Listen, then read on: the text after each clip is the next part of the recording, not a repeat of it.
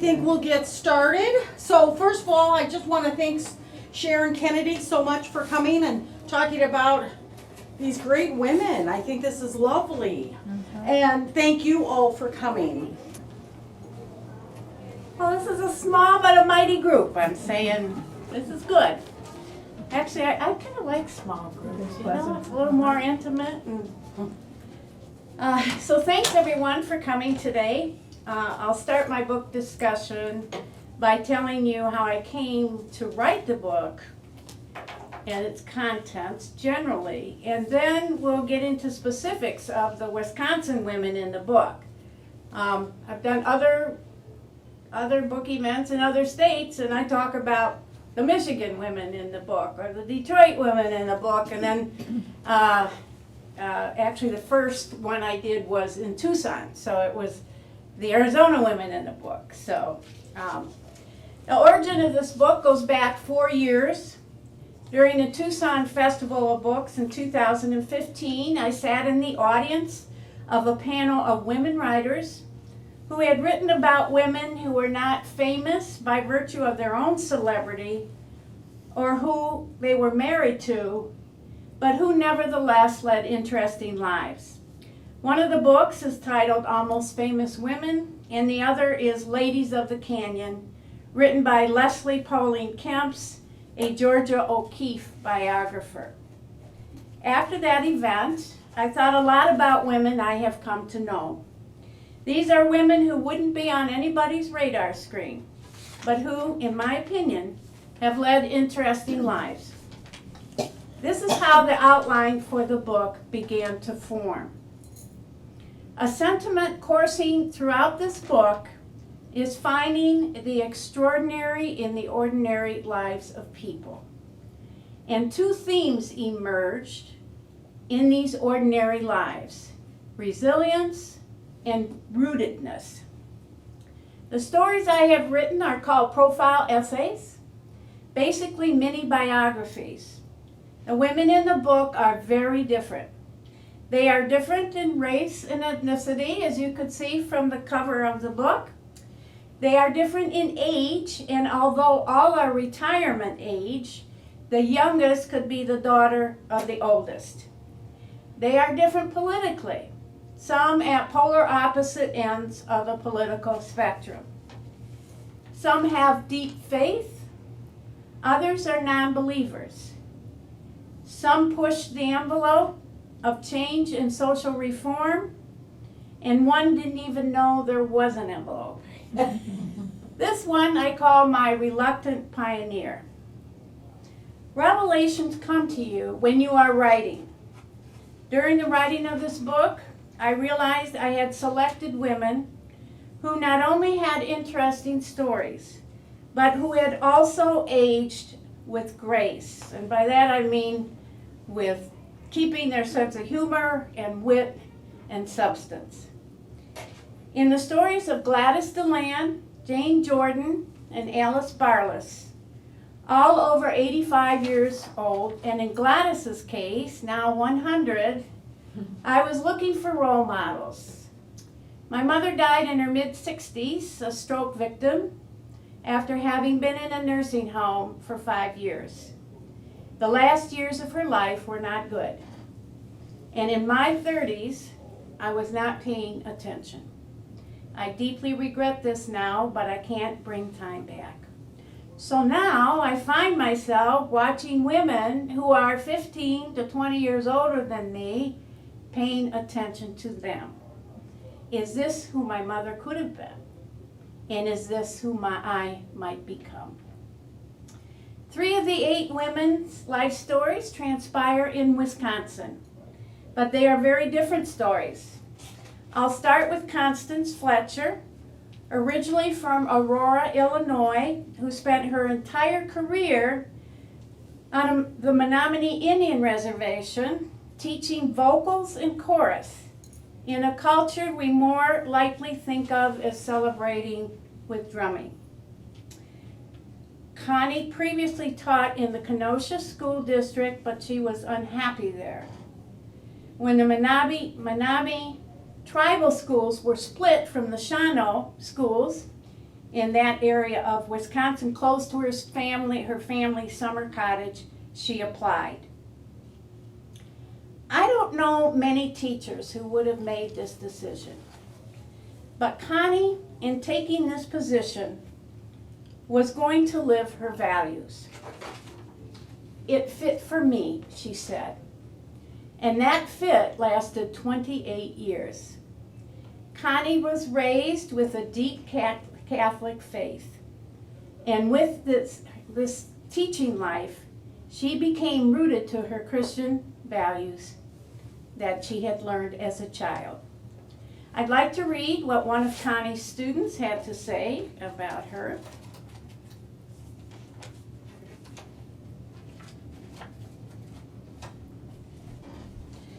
Leah Husby started as Connie's music student in middle school. She originally was scheduled for band, but a friend told her she should switch to chorus because the teacher was really cool. Leah rose above the others academically. She became a member of the National Honor Society and received a scholarship to Beloit College, a private distinguished liberal arts college in Beloit, Wisconsin. You all know that, but other people in that parts of the country do not. She was a young woman ahead of her time, encouraging Connie to read the book, The Witching Hour by Anne Rice, and introducing Connie to Doc Martens shoes. But like other young people, she was searching for her identity.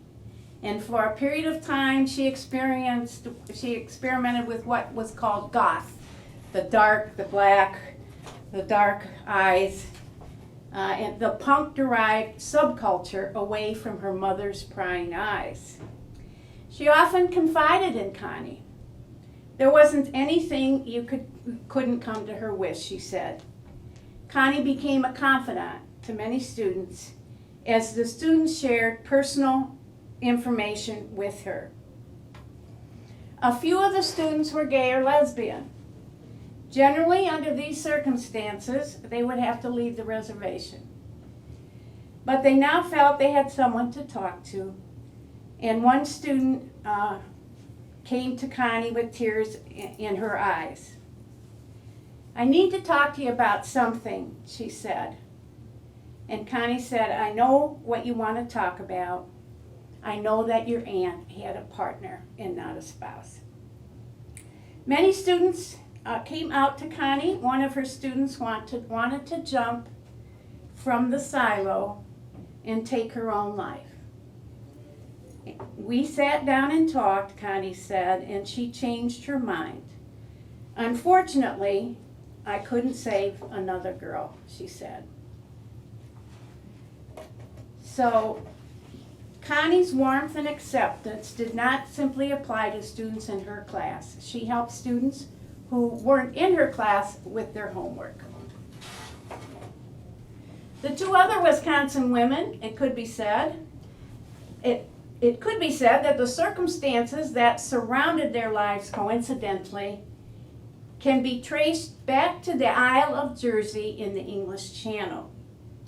Jane Jaffe Jordan was literally born in a small house there on the Isle of Jersey in 1930.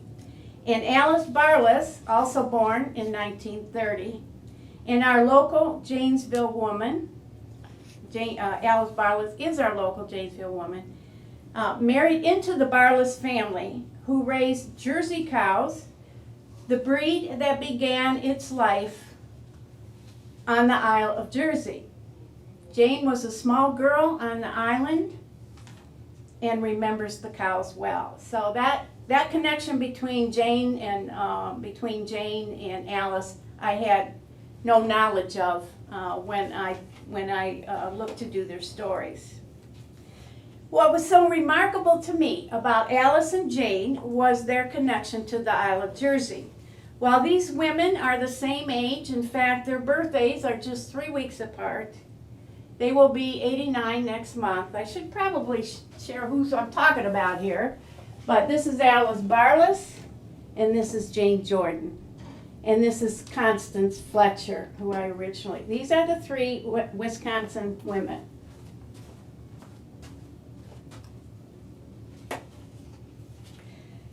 When I wrote the stories, I didn't know about the links, but connections have a way of showing up. I chose to feature Alice Barless here for many reasons. First, she reminded me of my Aunt Hilda, my mother's older sister in South Dakota.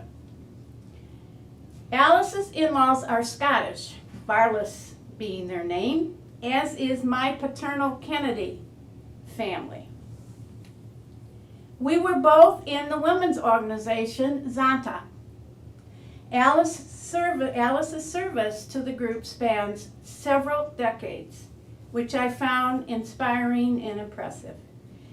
But mostly I chose Alice because she was a woman of land and livestock. Now I'm going to read to you the introduction to Alice's story.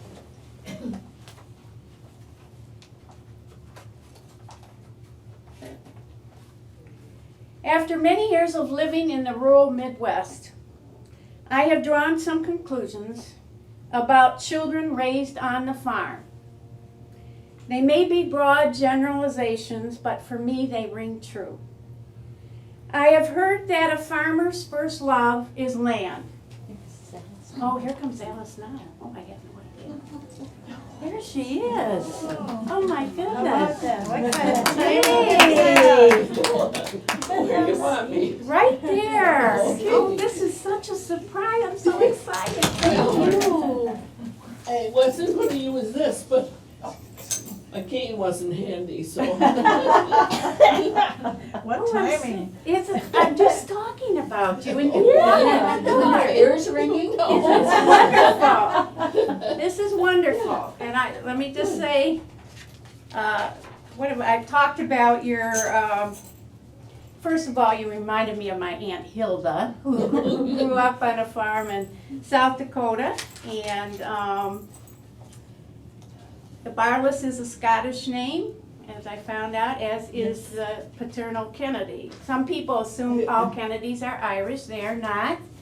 So, and we talked a little bit about Zanta and your involvement in Zanta. So I'm going to read the introduction. Alice has not seen this yet. So, yes. I've heard that a farmer's first love is land. Now I believe it. A farm has a sense of a place different from anywhere else. A person who grows up on a farm that raised or used animals is close to nature and the rhythms of life and death. They know the loss of an animal is a part of farm life. By the age of 18, they have seen more animals die than most people have in a lifetime. Nonetheless, farm life gets into their blood. They have fed animals on Christmas morning. Some animals even get presents in pouring rain and in sweltering heat. It is hard work, but they can't imagine doing anything else.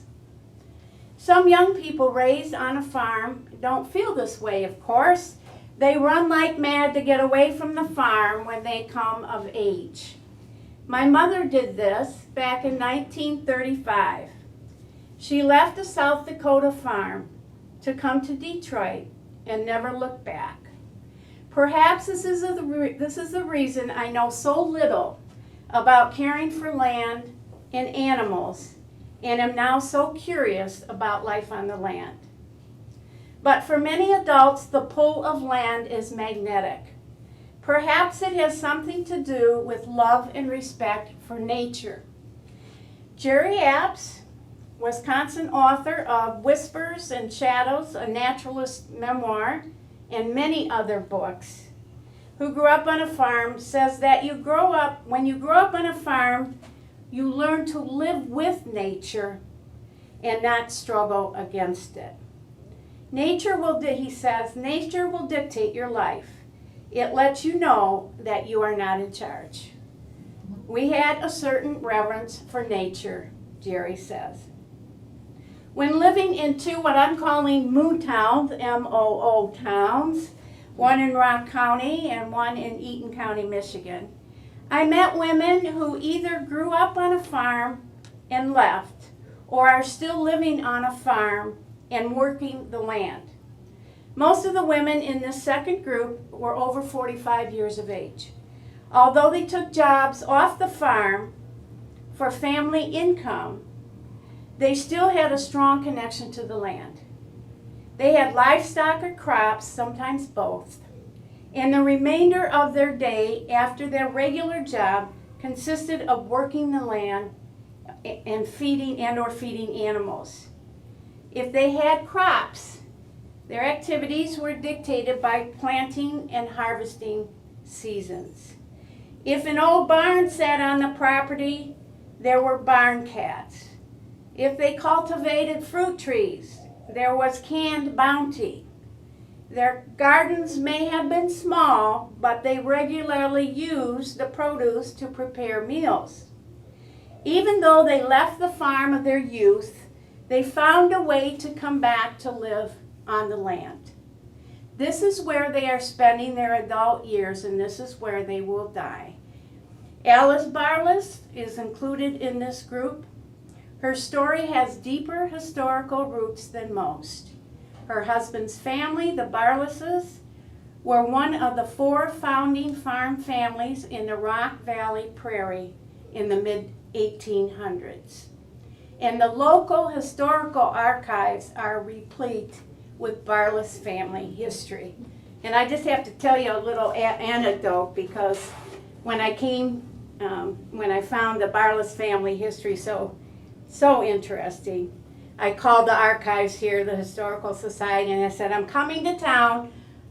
Might you have some Barlas family material in your archives? Oh yes, we had the Barlas family.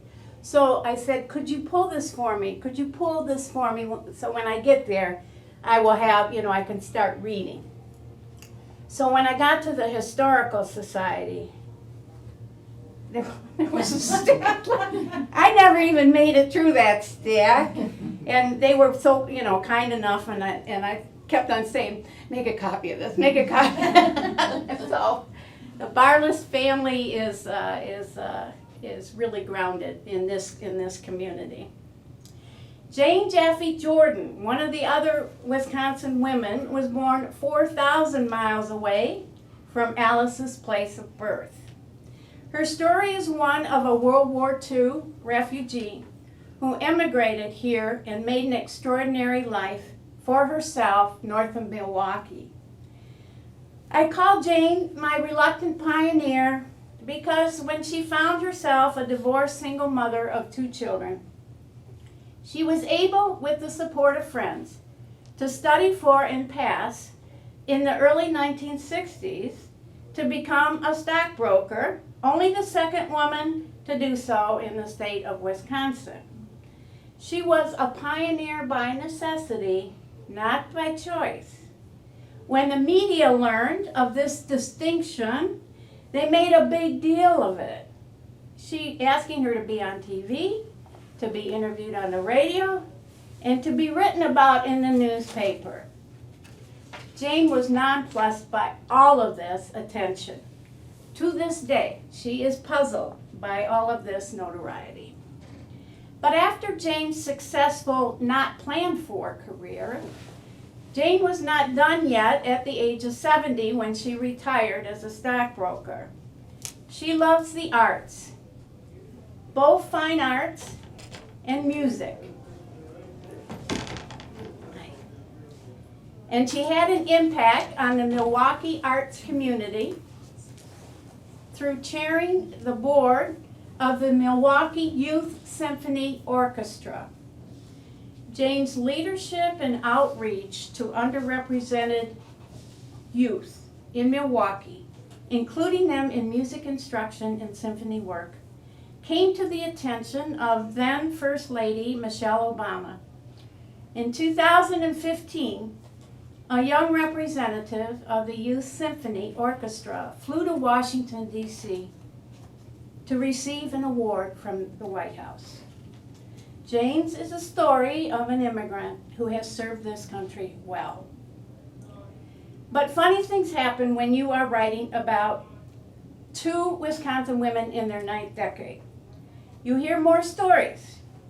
So when I mentioned to Alice that the other Wisconsin woman, coincidentally, was from the Isle of Jersey, Alice said, "Oh, Ann Pritchard, who was invited here to the World Jersey Dairy Conference in 2011, she was from Jersey, and she stayed with me." And then she said, and she had hid her favorite Jersey cows in a cave when the Germans arrived on the Isle of Jersey in World War II. And I said, "What?" What was that? I knew another story was in the wings, and so Alice gave me all the material she had on Miss Pritchard, and it's an amazing story. Who knew? So you do learn these things. Things come up when you're writing. So let me point out which of these other women I'll tell you about. I've told you about the 3 Wisconsin. This is Carol Crocker Harton. She was a friend working at Lansing Community College. That's where we met. Carol was born in the city of Detroit, as was I. And one of the things that I realized when I was doing research was that our hospitals were 12 miles apart. But Carol's life was quite different growing up. As we became friends and talked more about our life as children, we both had alcoholic fathers. But Carol, in addition, had domestic violence and a mentally ill mother. And so you put all that together, growing up in that family, and I was, I kept looking at her, wondering, how does one go to school every day? But what's very interesting about Carol is that all 3 children in that family were good students. And Carol left and was part of a program to come to the Michigan State University from inner city Detroit. And 3 or 4 years later, she would go back to Detroit and grab her sister. Literally, I say, pluck her out of a childhood that was ruining Sherry's life, and bring her up to East Lansing. And so both sisters graduated from Michigan State University, and Carol went on to get her master's degree. And she's just a delightful person. And so I wanted to write about, I think everybody in this, most of the people in this room I know, understand the difference that education can make. And for Carol, it was life-saving, and her sister, it was life-saving. So that's Carol. Well, this is Billy Quattro. This is one of my Arizona women, and actually she's my aerobics instructor down in Tucson. Mm-hmm. And when we were doing aerobics, she would be talking about her life when I first met her, and she mentioned she was a retired computer engineer, and she had been in a rock band. Oh. And I'm kind of looking at her, thinking that that's a pretty unusual combination. But then the other women in the class said to me, "Oh, Sharon, that's not the most interesting part of Billy's life." And I said, "Oh, what might that be?" And she said, "Well, she's someone who left the Mormon Church." And I know if you've done any reading, some of those experiences are not very good. And so I talked to Billy about that. I told her I was writing. At the time, I had 6 women lined up for stories. And I said, "Billy, I don't know anything about Mormons. What I know about Mormons is the Romney family, okay? First, in Michigan, George Romney was the governor in the 70s. And then, of course, his son Mitt. And so that's what I know about Mormons." And I said, "But I'd like to write your story." And she was president of the Condo Association at the time, and she said, "Oh, I'd be honored to be in your book." And so we sat down for an interview, and what's interesting about Billy is I couldn't figure out how her folks got to Arizona. But then someone pointed out to me in a nice way, well, Sharon, you don't know about geography of the West, do you? And I said, no, because they said, well, Arizona is just due south of Utah, okay?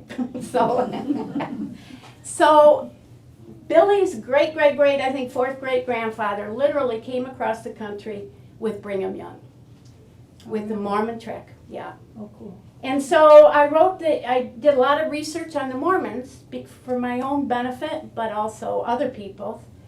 And so her family is much like the Barlesses here. Her family has a history in the White Mountains in Arizona that goes back 150 years. You just never know, you know. So I've already talked about these three. This is Ina Ziemering. She is my other World War II refugee to this country. She came from the Netherlands. Her family, after World War II, she was 8 years old at the time. And what's true, I think, about both World War II refugees is really their mothers went through a lot more in many respects than they did, because their mothers were in Europe, in London, in the Netherlands at the time, and of course in the Netherlands at the time of the German occupation. But Ina is she was able to come to Grand Rapids, Michigan. But the story of what her family went through when Ina was a baby in the Netherlands during the German occupation was pretty horrible. So again, I thought, you know, we don't know much about war on our shores, that kind. We don't. And so those are my two World War II refugees. Now this is Sheila Kersey Harris, and she's Canadian. And she came to Detroit, ended up coming from Windsor to Detroit, and I didn't know much about Black Canadians. And my father was a Canadian citizen from Nova Scotia. And so when I got to know Sheila, you know, I know a lot about the Underground Railroad because I spent 27 years in the city of Detroit. And so I said to her, did your ancestors come over the Detroit River on, the Underground Railroad to Canada? And she said, well, my dad's family did, and they were well established just south of Windsor. And I said, well, what about your mother's family? And she said, oh, my mother's people come from Nova Scotia. So here are connections, and I said, oh, okay. And there was a group of Black Loyalists, they're called the Black Loyalists, that go back to the 1700s, which is when my Kennedy family came to Nova Scotia, the mid-1700s. So there's a lot of research in this book, and that's part of. But Sheila's story of coming from small-town Windsor to inner-city Detroit is a pretty compelling story. So that's why I included her. Now, this is my 100-year-old. This is Gladys DeLand, and she just 2 weeks ago had her 100th birthday. All her greats came in. Several of them are in the service, and so they were able to get leave. But I met Gladys at my fitness center. She was 95. And she led the aerobics class? She did not lead that. She did not. She looks like she might have. But she came in with a walker with her daughter, who's in her early 70s. And this is actually red hair. I mean, her hair was the color of rust. And so she's coming in, and I was writing a series of articles for my local newspaper at the time. And one of my friends, kind of elbowed me and said, oh, Sharon, you need to do a story on Gladys. So I went over to her, introduced myself. She is sitting up. There's a machine called the leg press where you sit in a chair and you're trying to build up your leg muscles. You're pressing weights and you turn the weight up or down. So here she is on the leg press. pressing, 95 years old. And I looked over and saw that the weight that she pressed was the weight that I pressed. And I said, I'd like to write a little stories. And so I'd like to write a story on you. And she said, oh, all of these women said, what for? Why do you want to write a story? Nobody thought they had a story. And I said, well, I think it's pretty remarkable. You're the oldest person who comes to this fitness center. And she was coming 3 days a week. And so she's a little more frail now. She's not getting out of the house enough. Her story is a story, I think, of a small town, south central Michigan, but it could be Wisconsin too. And she had a pretty rough time. It is, I said, her resilience is not due to having an easy life. So that's who those women are. That's who they all are, also different. So each story is divided into 3 parts. The book is really a small book. It's I talk about how I met the women, and I just told you that. Relevant historical context, because I think it helps to know the history of the families here. And then the little biographies. Each story is 13 to 15 pages, so it's an easy read. This is the first email I received from a friend who had bought the book. My aunt got your book Friday, and she loved it. It is set up just right for her. Each woman's story is fairly short, so they are stories she can really get into without being tired out. She's 95, and novels are just too long for her. So let me say I am thrilled that one of the first people to read my book was 95 years old.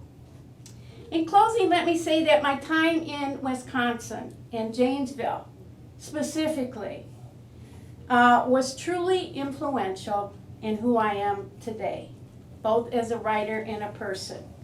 What I have learned about farming, I learned while I was here in Wisconsin, and a lot from Alice and her life growing up. Some of the first books I read here were by Wisconsin authors. First, Michael Perry, which my friend Mike Gagne told me about. I love Michael Perry. He grew up on a dairy farm. I love his sense of humor. And so I started reading everything, right, Mike? He would read it, Mike Gagne and I worked together at Blackhawk. He'd read it, he'd give it to me. I'd give it back, we would get. So, and Jerry Apps, who I mentioned earlier, he is well into his late 80s now, and he's still writing about farm life. And he's really an inspiration to me. You know, when you start writing, when you're kind of in the last decades of your life, you feel sometimes like you're a little bit behind the 8 ball. And, but as long, as I have these folks who are in their 70s and 80s and some in their 90s who are writing, it gives me a lot of hope as a new writer that I can write for many years to come. So in Jerry Apps, I actually attended a one-day, was one of the first ones, a one-day seminar on writing memoir given by Jerry Apps at the Clearing, which is a folk school in Door County. Many of you may know about that. And I was drawn to his stories of his life on the farm. But most important is author and writing teacher who sits with us today, Judy Bridges of the Milwaukee area. Judy is the author of a book called Shut Up and Write. I took 2 one-week-long writing retreats with Judy, and in not the exact words of the title of her book, but close enough, she strongly encouraged me to start writing these stories when I would have been perfectly content to do more historical research for the stories while I was at the retreat. So this is what Judy told me. Write 4 pages, Sharon. And I did. And those 4 pages with suggested edits from a group of other writers, became the draft of the story of Carol Crocker Harton, my inner city Detroit woman. And she's a first person on the cover of the book. So I am incredibly grateful to Judy, not only for being here today, but for really kind of pushing me. I have to tell you, I'm not unique as a writer either. I find this out. I mean, some people need a little push. And she gave me that push, and it started this book. So for those of you who are friends in the audience, and most of you I know, I want you to know that I will be leaving Michigan and moving to my condo south of Tucson at the end of the month. Then I will only have one place to worry about, not two. I fully intend to immerse myself in stories of the West and to get to know that part of the country, because I obviously don't. In fact, I have already started. I have in my hand a book titled Remarkable Arizona Women. And the subtitle is More Than Just Petticoats. So I am reading this book while I'm here in Wisconsin, and we'll see if I can find some other remarkable women in the western states.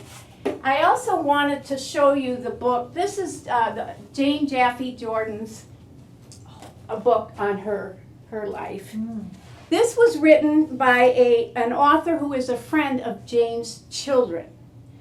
Jane's children felt they wanted their children and their future grandchildren to know about Jane's life being evacuated out of London at the time right before the bombing of the German bombing.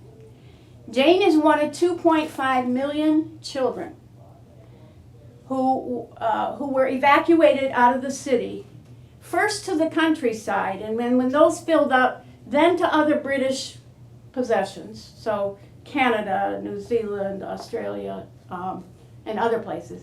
And then, because people in the United States formed a group and said, we will take children. Jane was 9 years old when she was put on a ship by herself to come across the Atlantic and to arrive in New York with other children who were evacuated. Now everybody, I'm not a parent, but everybody, including my great nieces I have told this story to, have said, no way. I mean, her mother, it was an ultimate act of sacrifice and other mothers to put these children, knowing that they would be out of harm's way. And they also thought World War II was not going to last that long. So they thought for sure that they were going to see these children in not too distant future, and it turned out to be 5 years. So John Helminiak wrote the book. It was just going to be a little book for Jane's grandchildren and her great-grandchildren. And then he got into the history. You can see what I do with my books, right? I do all these stickies on there. So he had people helping him research because he was so interested in the history of World War II history in Europe. So if you get a chance, this is called This Token of Freedom, because there is a little, actually, it's the token of freedom that Jane was given and she has in her possession. She's living in Whitefish Bay now. I saw her yesterday. And here's what this token of freedom says. This token of freedom was given to Jane Jaffe when she was 9 years old by someone who,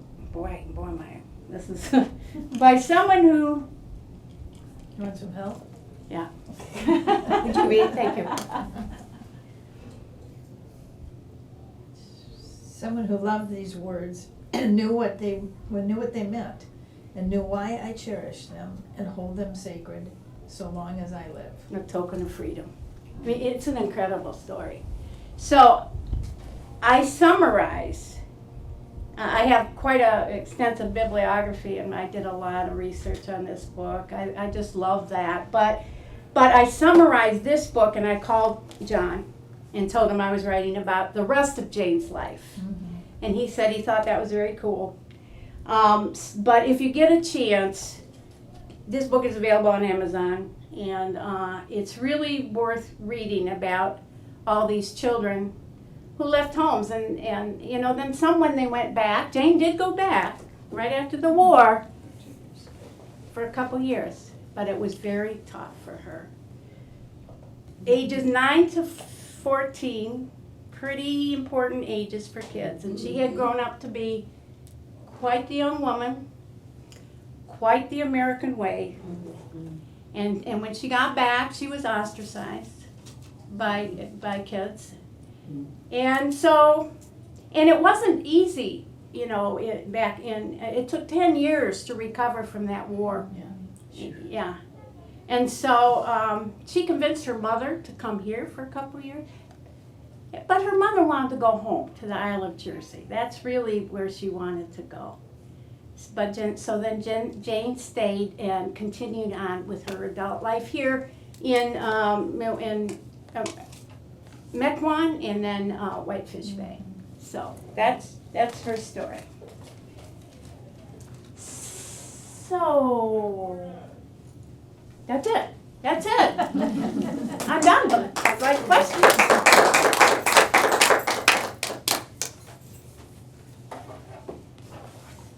How'd you handle the publishing?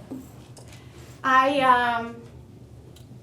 had this published. I paid to have this published. I mean, people who don't know about the publishing industry, I honestly don't know anybody who's had a book published really by one of the 5 major publishing companies. There's no point in it anymore. That's a No, good that's idea. right, yeah. And so, I have a group down in Tucson, a group of writers that I meet with now. I mean, they've been together for 20 years. And so I started with them, and the people who had books published. How are you? Good. Nice to see you. The people who had books published used this particular publishing. It's a publishing house. So, you know, I was looking for referrals. So I knew I was going to pay more to have this published than my first book. That one I wrote about, Classroom at the End of the Line. You all might remember that one I wrote. And that one I did through Create Space. But this one, I think, I really wanted a professional presentation. Looks great. Isn't it? You know, so I had an idea for what I want. I knew I wanted their photos on the cover. And so I gave them my idea of kind of, you know, what, and they gave me my idea back and then this. And I said, oh yes, this is what I want. So it's been heavily edited, although I have to tell you, I've seen some, you know, there's always things you find. I don't care what book you read, you know, there's some issues, yeah. It's a tough business to do that. But if I shouldn't say if, I'm sure sometime in the future there will be another book, but not right now. I can't do it, you know, I can't think, but I'm going to be writing some shorter stories, probably personal essays, maybe historical essays, try to do some freelance work about small towns and people in those towns and funny events in those towns. And so I've had some funny events when I lived in this town for, 6.5 years that I think would lend themselves to a story. So you just have to find out where maybe you could, I'd like to enter some of the things I write into some contests. And, maybe get some recognition, maybe a 3rd place somewhere or something like that. So I'm just going to be doing some small pieces down in Tucson, and maybe eventually those will end up in a book. But there'll be some Janesville in there, and there'll be some Charlotte, Michigan, where I live now, and yeah. So I'm grateful for all of you here. Now the books, I have books. I hope I have lots of cash, and we're hoping checks, because I can't quite seem to get my Square to work, my credit card reader to work here. We've tried it and it's not working. It sometimes works and sometimes it doesn't. So the books are $12. I have to sign yours, Alice. I have to sign yours yet. So I'm so excited that she's here. That's great. So, all right, and Carla's gonna help me with the, and then I'll sign them for her. What did Alice think when she saw that story? What did you think when did you read what she's got? No, she hasn't. You haven't read it? No, she's my last person. That's why I said she has not.